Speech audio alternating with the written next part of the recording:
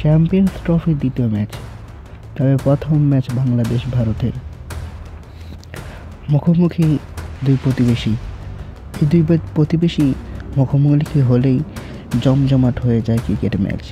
তবে দিন শেষে ফলাফল একটাই, হারবে বাংলাদেশ। এবারও ঠিক তেমনটাই হলো। 6 উইকেটে ম্যাচ জিতল ভারত। প্রথমে টস জিতে ব্যাটিংয়ের সিদ্ধান্ত নেয় অধিনায়ক শান্ত ব্যাটিংয়ের সিদ্ধান্ত নিলেন ফ্লপ অধিনায়ক নিজেই। 0 রান করে বিদায় নেন অধিনায়ক শান্ত।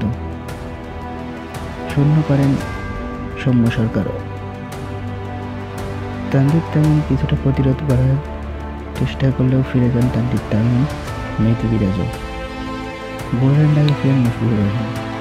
তবে দুর্দান্ত জুটিতে ম্যাচে ফিরিয়ে আনেন জাকের আলী, তৌফিক হৃদয়। তাদের 158 রানের পুঁজি এনে দেয় বাংলাদেশকে। ভারতের বিপক্ষে প্রথম 20 রানের পার্টনারশিপ করে বাংলাদেশ। তবে তৌফিক হৃদয় ও জাকের আলীর পার্টনারশিপ ভাঙে 18টি রান করে ফিরে যাওয়া জাকের আলীর।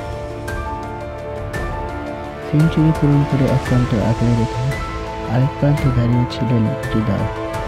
অপর প্রান্ত থেকে উইকেট পড়ে মাত্র 228 রানে অল আউট হয়ে যায় বাংলাদেশ। জবাব দিতে নেমে গিলের সেঞ্চুরি, রোহিতের হাফ সেঞ্চুরিতে সহজ জয় পায় ভারত।